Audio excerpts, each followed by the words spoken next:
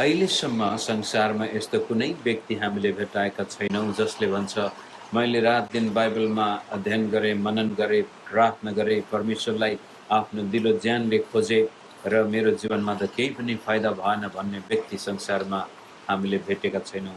हो, एकाध मानिसहरू चर्चमा गएका थिए, आएका थिए, तर उनीहरूको चर्चमा आउने मोटिभेसन सही नभएको कारण पछि उनीहरू विश्वासबाट हटेर ख्रिस्ट विरोधी पनि बनेका छन्।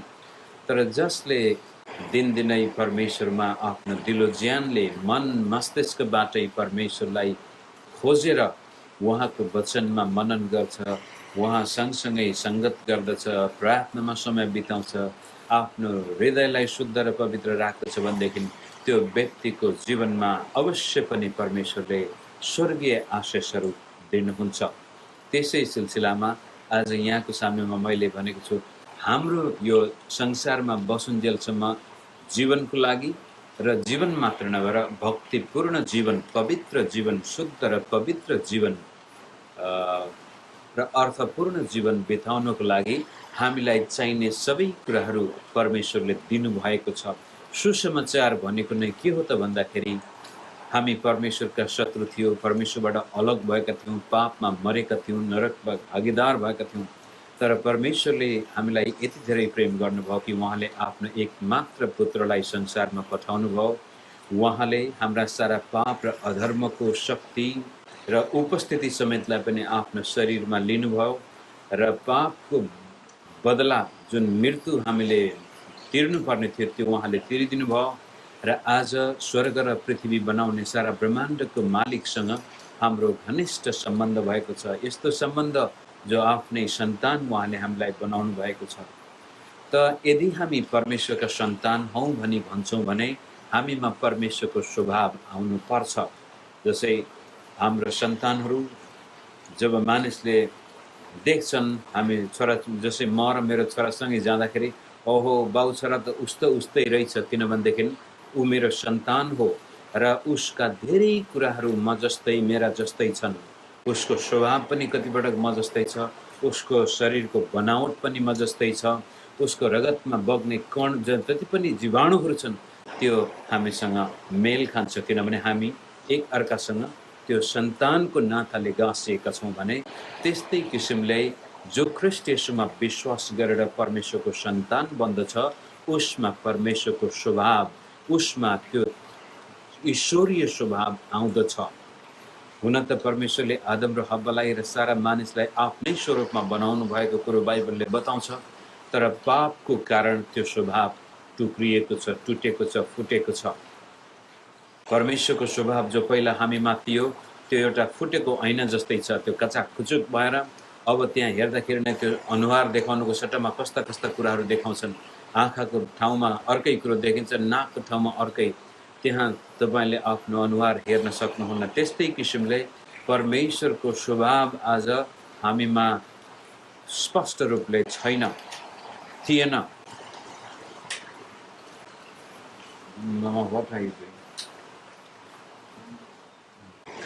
ओके, माफ गर्नु, मेरो श्रीमतीले मलाई बत्ती कम भएर बत्ती दिन खोजेको रहेछ।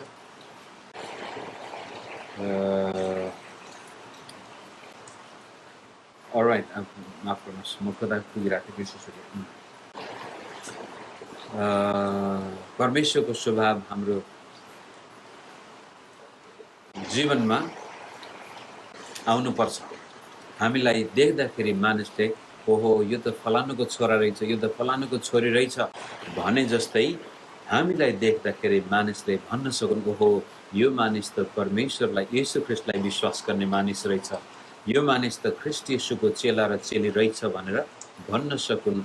हाम्रो अनुहारमा हेर्ने बित्तिकै, हाम्रो हाउभाव, हाम्रो चरित्रलाई देख्ने बित्तिकै त्यो कुरो पढ्नको लागि म दोस्रो पत्रुसमा जान्छु। आज दोस्रो पत्रुसको 3देखि 8 पद पढौँ हामी। आफ्नो महिमा र श्रेष्ठताद्वारा हामीलाई बोलाउनु हुनेलाई हामीले चिनेका हुनाले परमेश्वरको दिव्य शक्तिद्वारा जीवन र भक्तिको निम्ति हामीलाई चाहिने प्रत्येक थोक उहाँले दिनुभएको छ। राम्रोसँग हेर्नुहोस् मित्र, पत्रुस जो प्रभुको नजिकको चेला थिए र मण्डलीको सारा जिम्मेवारी प्रभुले पत्रुसको हातमा छोड्नु भएको थियो र उनले आफ्नो जीवनभरि ख्रीष्टको सेवा गरे र त्यसपछि ज्यान यीशु ख्रीष्टलाई दिए। क्रुसमा पत्रुसलाई मारिएको थियो। उनी रमाउँदै रमाउँदै आफ्नो जीवन प्रभुलाई दिन तयार भए। जसरी ख्रीष्ट येशूले आफ्नो जीवन हाम्रो लागि क्रुसमा दिनुभयो, पत्रुसले पनि आफ्नो जीवन ख्रीष्ट येशूको लागि रमाउँदै दिनुभयो। यहाँसम्म पनि भनाइ छ, जब उसलाई क्रुसमा झुन्याउने तयारी हुँदाखेरि उसले ती क्रुसमा झुन्याउनेहरूलाई निवेदन गर्छ र भन्छ, कृपया मलाई उँभो मुन्टो लाएर होइन, मलाई उल्टो क्रुसमा झुन्याइदिनुहोस्, मेरो टाउको तल खुट्टा माथि गर्नुहोस्, किनभनेदेखि जसरी प्रभु येशू क्रुसमा झुनिनु भएको थियो त्यस्तै किसिमले क्रुसमा झुनिन योग्यकोमा छैन। मैले ख्रीष्टलाई एकपटक त इन्कार पनि गरेको छु भनेर पत्रुसलाई उँधो मुन्टो लगाइएर क्रुसमा झुन्याइएको थियो।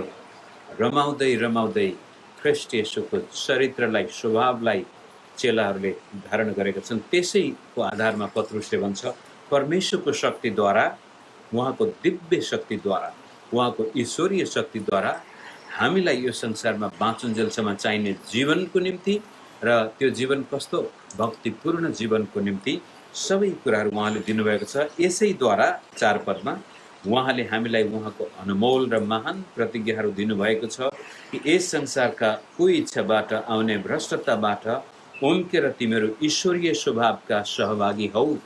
त परमेश्वरले हाम्रो लागि सबै कुराहरू दिनुभएको छ। तीमध्ये उहाँका प्रतिज्ञाहरू, उहाँका वचनहरू दिनुभएको छ र उहाँको महिमा र शक्ति अनि ज्ञानद्वारा हामी ईश्वरीय स्वभावमा सहभागी हुन सक्छौँ। परमेश्वरीय स्वभाव हामीमा आउँदछ। कसरी भन्नुहुन्छ भनेदेखि ख्रीष्ट येशू हामीमा जिउनुहुन्छ, पवित्र आत्मा हामीमा उपस्थित हुनुहुन्छ, हाम्रो शरीर पवित्र आत्माको मन्दिर हुन्छ, हाम्रो हृदय पवित्र आत्माको मन्दिर। यीशु ख्रीष्टले भन्नुभएको छ, यदि कसैले मेरो आवाज सुन्दछ र ढोका खोल्छ भने म त्यसभित्र आउनेछु, त्योसँग सङ्गत गर्नेछु, त्योसँग खानपिन गर्नेछु।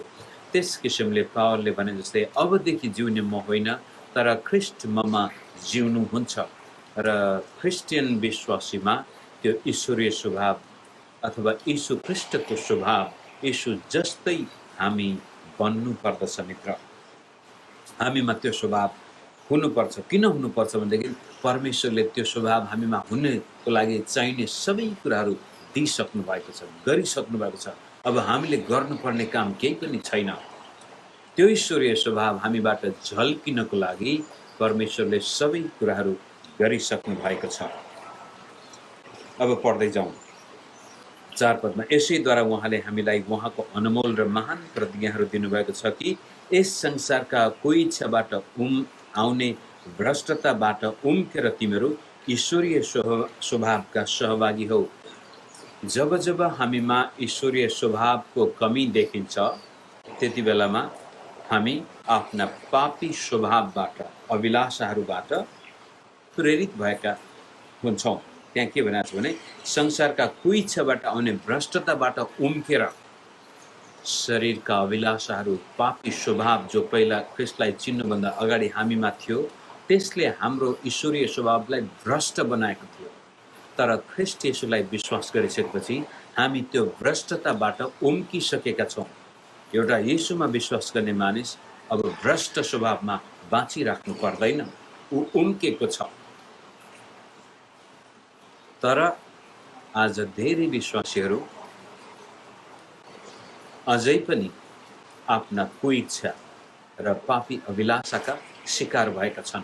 कारण उहाँहरूले ध्यानै दिएको छैन यसको बारेमा।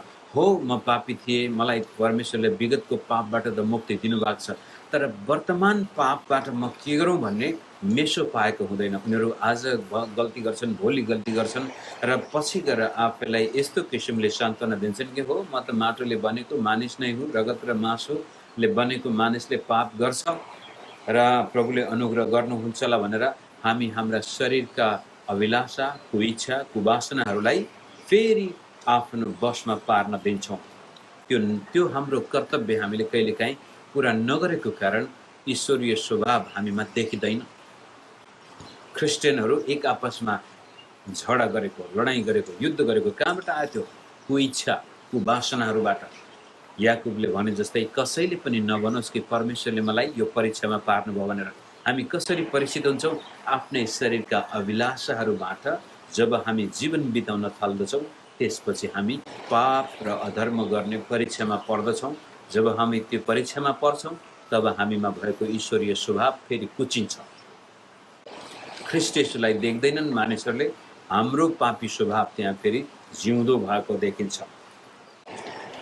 अब के गर्ने त भनेर 5 पदमा यसै कारण अब हाम्रो कर्तव्य, यसै कारण सबै किसिमका प्रयत्नद्वारा तिमीहरूको विश्वासमा सद्गुण, विश्वास तपाईँले ख्रीष्टलाई विश्वास गर्नुभयो, सुसमाचारमा विश्वास गर्नुभयो, परमेश्वरका प्रतिज्ञामा विश्वास गर्नुभयो, परमेश्वरले हामीलाई चाहिने सबै कुराहरू दिनुभएको छ भन्ने कुरामा विश्वास गर्नुभयो। अब त्यो विश्वासी जीवनमा सद्गुण थप्नुहोस्, गुणी व्यक्ति बन्नुहोस्। अब गुणबाट सद्गुणतिर जानुहोस्। हिजो अस्ति हाम्रा आँखा कान खुलेका थिएनन्, तर ख्रीष्ट येशूमा विश्वास गर्दा हाम्रा आँखा पनि खुले, कान पनि खुले, हाम्रो मगज पनि खुलेको छ भने अब हाम्रो विश्वासी जीवनमा सद्गुण, अवगुण होइन। अवगुण थप्नको लागि प्रयत्न गर। त्यो आफै अटोमेटिकली आउने पानी परिरहेछ, हामी त्यसरी बाहिर बस्दाखेरि भिज्छौँ भन्ने खोजेको होइन कि प्रयत्न गर, मेहनत गर। अब चाहिँ हिजो अस्ति अवगुणले भरिएको व्यक्ति म थिएँ भनेदेखि अब म सद्गुणले भरिनको लागि प्रयास गर्नु पर्यो, ईश्वरीय स्वभावमा सहभागी बन्नको लागि। स्वभाव त प्रभुले पुनर्जीवित त पारिसक्नु भएको छ ममा, तर त्यो स्वभाव आएर बाहिर देखिनु पर्यो। र ईश्वरीय स्वभाव बाहिर देखिने माध्यम एउटा हो सद्गुण, गुणी व्यक्ति, उपकारी व्यक्ति। के एउटा कविता, उपकारी गुणी व्यक्ति निहुरन्छ निरन्तर, फलेको वृक्षको हाँगा नझुकेको कहाँ छ र। जब तपाईँ सद्गुणले भरिनुहुन्छ, मानिसहरूले तपाईँमा ख्रीष्टको स्वभाव देख्न थाल्छन्। पवित्र, शुद्ध, विवेक तपाईँमा कार्यरत भएको मानिसले देख्न थाल्छन्। त्यसै कारण विश्वासमा सद्गुण र सद्गुणमा ज्ञान थप। अब यो सद्गुणमा ज्ञान भन्नाले हामी त्यत्तिकै अन्धाधुन्द येशूमा विश्वास गर्ने मानिसहरू होइनौँ। हामी त्यत्तिकै एउटा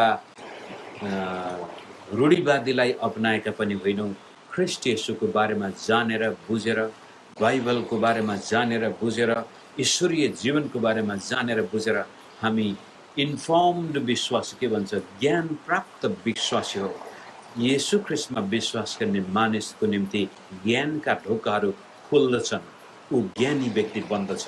र हामीले अब बाइबल अध्ययन गर्छौँ। हरेक हप्ता शनिबार जाँदाखेरि पास्टर प्रचारकहरूले बोलेका वचन सुन्दछौँ, किनभनेदेखि ती सबै हामीलाई ज्ञान प्राप्त गर्ने माध्यमहरू हुन्। प्रार्थना मिटिङमा तपाईँ जानुहुन्छ, अरू व्यक्तिले ख्रीष्टीय जीवन बिताएको देख्नुहुन्छ, अरू व्यक्तिको परिवारमा सङ्गति, घरेलु सङ्गतिमा जाँदा तिनीहरूको जीवनशैली तपाईँले देख्नुहुन्छ, र ती सबै कुराहरूबाट हामी सिक्दछौँ। अङ्ग्रेजीमा टिचेबल स्पिरिट भन्छ। प्रभु, म तपाईँको यो सुन्दर सृष्टिको बारेमा जान्न चाहन्छु। प्रभु, तपाईँले मेरो शरीरलाई कस्तो गजबले बनाउनु भएको छ। अब विचार गर्नुहोस्, जब हामी राति सुत्न जान्छौँ, सुत्दाखेरि सुरुमा हाम्रा आँखाहरू लोलाउन थाल्छन् बिस्तारै बिस्तारै, अनि जब आँखाहरू बन्द हुन्छ, निन्द्रा लाग्छ, र पनि कता कता आवाज त सुनिरहेको हुन्छौँ। त्यो निन्द्रा लाग्दाखेरि बिस्तारै बिस्तारै हाम्रा आँखा आफै बन्द हुन्छन्, र आँखा बन्द हुँदै जाँदाखेरि कान पनि बन्द हुन्छन्। जब तपाईँहरूमा कस्तो गजबले परमेश्वरले यो सृष्टि गर्नुभएको, हाम्रा आँखा बन्द हुनु, कान पनि बन्द हुनु, केही सुन्नुहुन्न, बिस्तारै बिस्तारै तपाईँको सारा शरीर प्यारालाइज, कम्प्लिटली त्यो चल्न सक्दैन। कस्तो गजबको। अब त्यही बेलामा विचार गर्नुहोस्, यदि त्यस्तो निदाउने बेलामा हाम्रो रक्त सञ्चार प्रणाली बन्द भइदियो भए के हुन्थ्यो होला? बर्बाद। हामी कहिल्यै उठ्दैनौँ। परमेश्वरको सृष्टि कस्तो गजबको छ। यो मेरो शरीरमा मेरा आँखा बन्द हुन्छ निदाउँदाखेरि, कान बन्द हुन्छन्, र सारा मांसपेशीहरू बन्द हुन्छन्, तर मेरो ब्लड प्रेसर बन्द हुँदैन, र मेरो श्वास प्रश्वासन प्रणाली पनि बन्द हुँदैन। यो कस्तो गजबको सृष्टि परमेश्वर। ज्ञान हामीमा आउन थाल्दछ। त्यसकारण विश्वासमा सद्गुण, सद्गुणमा ज्ञान, ज्ञान प्राप्त गर्ने विश्वासी, सिक्ने विश्वासी। मलाई त थाहा छ भनेर होइन, हो मलाई अझै पनि थाहा छैन, मैले कति कुराहरू सिक्नु बाँकी नै छ, मैले सिक्ने कुराहरूमध्ये एउटा सियोको टुप्पोमा अटाउन समेत पनि मैले सिकेको छैन होला। परमेश्वरको यो महान सृष्टिको बारेमा त्यो ज्ञान हामीमा आउँदछ। यीशु ख्रीष्टलाई दिनदिनै म जान्न चाहन्छु, चिन्न चाहन्छु। ज्ञानमा आत्मसंयम जब मानिलिउँ तपाईँले केही कुरो सिक्नुभयो, थाहा पाउनुभयो भनेदेखि अब दुनियाँको ठाउँमा म त कस्तो बुद्धिमान, म त कस्तो ज्ञानी भनेर अहङ्कार, आत्मसंयम थप्नु। तपाईँ एउटा सहनशील व्यक्ति हो। मानिसले तपाईँलाई आएर गाली बेइज्जती गर्दा पनि तपाईँ मुस्काउनुहुन्छ। कसैले तपाईँको अपमान गर्दाखेरि पनि तपाईँलाई त्यसले हल्लाउँदैन। तपाईँ यस्तो गजबको आत्मसँग आफैलाई नियन्त्रणमा राख्न सक्ने व्यक्ति। त्यो तुरन्तै रिसाउने व्यक्तिसँग सगत नगर भनेर बाइबलले भनेको छ, किनभने त्यो व्यक्तिमा आत्मसंयम हुँदैन। जब मान्छे तुरन्तै रिसाउँछ त्यसपछि ऊ बेकुब ठहरिन्छ, उसको ज्ञान खतम हुन्छ। र जब तुरन्तै रिसाएर बेकुब हुन्छ, उसको ज्ञान हुँदैन, त्यसपछि उसको गुण पनि सत्यनाश भयो, उसमा सद्गुण हुँदैन र बिस्तारै बिस्तारै उसको विश्वास पनि ह्रास हुँदै जान्छ। बडो गजबले पत्रुसले त्यो ईश्वरीय स्वभावमा सहभागी हुने प्रक्रिया हामीसँग यहाँ व्यक्त गर्नुभएको छ। आत्मसंयममा धैर्य धारण गरेर पर्खेर बस्न सक्नु पर्यो। कुनै कुराहरू तपाईँले चाहनु भएको छ जीवनमा, पर्खिनुहोस्। एउटा किसानले पनि धैर्य धारण गर्दछ। बाली नाली बिउ छर्छ, कुनै कुरो रोप्छ भनेदेखि त्यसको निम्ति ऊ महिनौँ पर्खिन्छ। तपाईँ र मेरो जीवनमा पनि परमेश्वरले हामीलाई आफ्नो स्वरूपमा बनाउँदै हुनुहुन्छ। दिनदिनै हामी ख्रीष्ट येशूको स्वरूपमा बन्दैछौँ र कहिलेकाहीँ आफूलाई हेर्दाखेरि, ओहो ऐनामा हेर्दाखेरि मेरो त यहाँनिर कालो रहेछ, यहाँनिर दाग रहेछ, मैले यहाँनिर कमजोरी गरेको छु, मैले ख्रीष्टलाई यहाँनिर झल्काउन सकेको छैन भन्दाखेरि नआत्तिनुहोस्। एक दिन प्रभुले त्यो गर्नुहुनेछ। तपाईँ जसरी एउटा बिरुवा बढ्दै बढ्दै जान्छ, हामी पनि जीवित आशामा बढ्दै बढ्दै बढ्दै गइरहेछौँ। आज तपाईँ एकदमै पूर्ण रूपले ख्रीष्ट येशू जस्तै हुनु भएको छैन भनेदेखि नआत्तिनुहोस्, धीरज धारण गर्नुहोस्। आज तपाईँको परिवारमा पूर्ण रूपले परमेश्वरको उपस्थिति आएको छैन, आज तपाईँका छोराछोरीहरू पूर्ण रूपले ख्रीष्ट येशूमा हुर्किरहेका छैनन् भने नआत्तिनुहोस्। विश्वासका साथ धीरज धारण गर्नुहोस्। विश्वासका साथ भन्नुहोस्, मलाई थाहा छ प्रभुले जे गर्नुहुनेछ अन्तिममा मेरो लागि फाइदाको लागि नै गर्नुहुनेछ। आज तपाईँ एकदमै आपद विपदमा हुनुहुन्छ भनेदेखि नआत्तिनुहोस्, धीरज धारण गरेर पर्खिनुहोस्। परमेश्वरको महान काम तपाईँको जीवनमा आउनुको लागि अवश्य आउनेछ।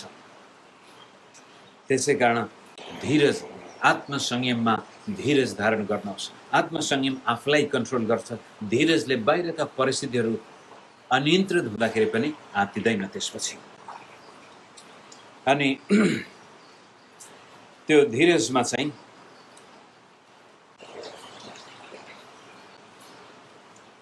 भक्ति, यो चाहिँ ख्रीष्ट येशू प्रतिको लगाव, परमेश्वर प्रतिको लगाव, समर्पण चाहिँ तपाईँ अहिले आत्तिनुपर्ने अवस्था छ।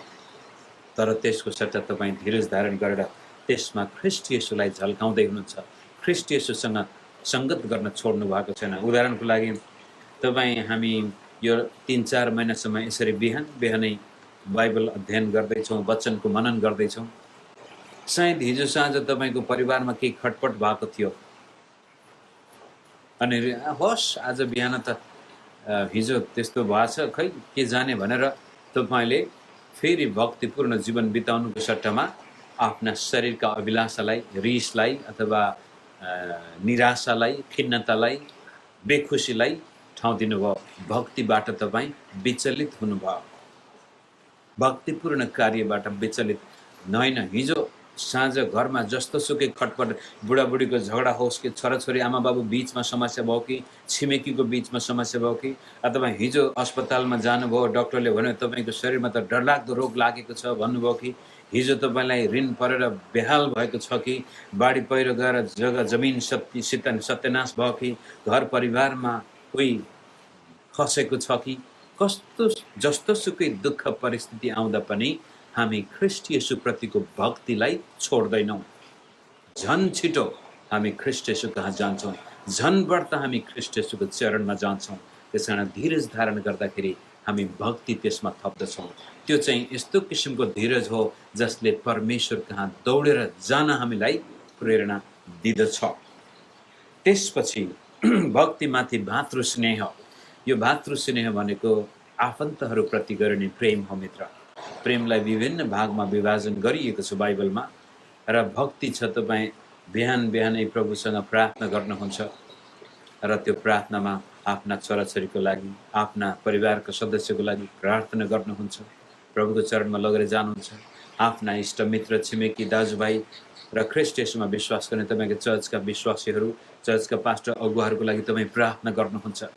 त्यो चाहिँ भातृ स्नेह, आफन्त र आफ्ना मानिसहरूलाई तपाईँले देखाएको वास्ता अनि फिक्री अनि त्यो व्यक्त गर्ने एउटा महत्त्वपूर्ण माध्यम हो प्रार्थना। तपाईँ उहाँहरूको लागि प्रार्थना गर्नुहुन्छ। त्यो भातृ स्नेह मण्डलीका विश्वासीहरूको निम्ति, समुदायका आफन्त छरछिमेकीहरूको निम्ति। अनि त्यतिले मात्र नपुग्दो रहेछ, ख्रिस्ट येशूको चरित्र धारण गर्नको लागि त्यसमा अर्को अझ एउटा कुरो थप, भातृ स्नेहमा प्रेम थप। अब यो प्रेम चाहिँ ईश्वरीय प्रेम जो सबै मानिसप्रति प्रेरित भएको बनाउँछ हामीलाई। यो प्रेमले हाम्रा शत्रु समेतको लागि प्रार्थना गर्न अगुवाई गर्दछ। यो प्रेम थप। अब विश्वासमा सुरुमा विश्वास, अन्तिममा प्रेम र बाइबलमा विश्वास र प्रेम सँगसँगै जानुपर्छ भनेर गलातीको किताबमा र पहिलो यूहन्नामा बडो स्पष्टसँग भनेको छ। अब कोरिन्थीको किताबमा पनि पावलले त्यही भनेको छ, मसँग विश्वास छ प्रेम छैन भने काम लागेन, मसँग प्रेम छ विश्वास प्रभुमा छैन भने त्यो पनि काम लागेन। विशफुल थिङ्किङ मात्रै हुन्छ। त्यसपछि धेरै मानिसहरू एकदमै प्रेम प्रेम भन्छन् तर ख्रिस्टमा विश्वास गर्न सक्दैनन्, त्यो पनि काम लाग्दैन। धेरै चाहिँ म त यति विश्वास विश्वास विश्वास भन्छन् तर उनीहरूमा प्रेम हुँदैन, त्यसले पनि काम गर्दैन। त शक्तिशाली ख्रिस्ट येशूमा जीवन हामीले प्राप्त गर्ने हो भनेदेखि विश्वास र प्रेम, अनि यो विश्वास र प्रेमको बीचमा हेर्नुहोस् कस्ता गजबका कुराहरू छन्। अब यसलाई अन्तिम अर्को पद पढेर म अनि आज रोक्न चाहन्छु। 8 पद। यदि यस्तो भयो भने 8 पदमा, किनकि यी कुराहरू तिमीहरूमा प्रशस्त छन् भने, को कुराहरू? माथिबाट हेर्दै जानुहोस् 5 पदमा, विश्वासमा सद्गुण, सद्गुणमा ज्ञान, ज्ञानमा आत्मसंयम, आत्मसंयममा धैर्य, धैर्यमा भक्ति, भक्तिमा भातृस्नेह, भातृस्नेहमा प्रेम छ। यी कुराहरू हामीमा प्रशस्त छन् भने हाम्रा प्रभु येशू ख्रिस्टको ज्ञानमा यी कुराहरूले तिमीहरूलाई बेकममा र निष्फल हुनदेखि बचाउनेछन्। त्यसपछि हामी फल नफल्ने रुख होइन, लटरम्म फल फलेर भरिएको रुख बन्नेछौँ।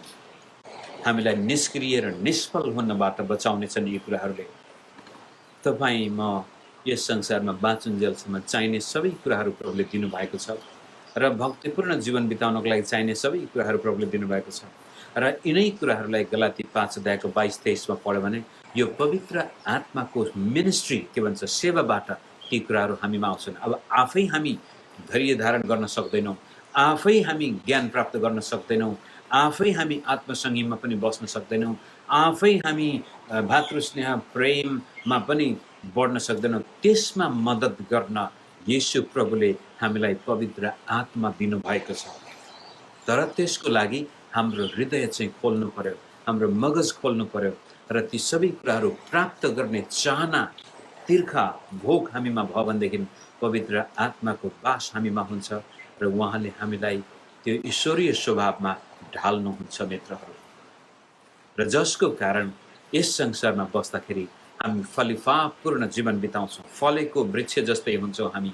हाम्रो हातको मेहनतमा प्रभुले आशिष दिनुहुन्छ, हाम्रा छोराछोरीको जीवनमा आशिष दिनुहुन्छ, हाम्रो भविष्यमा गर्नुपर्ने लक्ष्य र उद्देश्यमा पुग्नको लागि प्रभुले हामीलाई मद्दत गर्नुहुन्छ। र सुसमाचारको कार्यमा पनि त्यसपछि हामी एउटा जीवित गवाही बन्दछौँ। हामीले कुनै मित्रलाई, कुनै साथीलाई, कुनै छिमेकीलाई वचन सुनाउँदाखेरि त्यो वचनले उहाँहरूको जीवनमा काम गर्दछ। हामी ख्रिस्ट येशूका गवाही त्यसपछि बन्दछौँ। तर कतिपटक आज ईश्वरीय स्वभाव धारण गर्ने कुरा छोडेर धेरै विश्वासीहरू चाहिँ खालि ख्रिस्टको गवाही गवाही भनेर बाहिर गएर दुनियाँलाई सुसमाचार सुनाउँछन्, तर आफ्नो जीवनमा ख्रिस्टको चरित्रलाई चाहिँ उनले धारण गरेका छैनन्, जसको कारण सुसमाचारले काम गर्न सक्दैन। सुसमाचार भनेको नै तपाईँ र मेरो जीवन जिउने शैली र बोल्ने भाषा, गवाही हाम्रो मुखबाट र जीवनबाट जान्छ कि ख्रिस्ट येशूले मलाई मेरा पापबाट मुक्ति दिनुभएको छ, ख्रिस्ट येशूले मलाई निष्क्रिय र निष्फल जीवनबाट फलदायी जीवन, सफल जीवन, सक्रिय जीवन जिउन मद्दत गर्नुभएको छ। त्यो कुरो गएर हामी हाम्रा छिमेकी इष्टमित्र साथीभाइलाई बताउँछौँ भनेदेखि त्यसले अझ बढी प्रभावशाली तरिकाले ख्रीष्ट येशूमा विश्वास गर्न उहाँलाई मद्दत गर्दछ। यति भन्दै आज तपाईँहरूलाई उत्साहको वचन यही राख्छु कि परमेश्वरले तपाईँलाई पनि फल्दै फुल्दै वृद्धि हुँदै आफ्नो जीवनको प्रभावलाई चारैतिर फैलाउँदै गरेको विश्वासी परमेश्वरको छोरा र छोरी बन्न सक्नु भएको होस्। यो मेरो प्रार्थना र चाहना छ।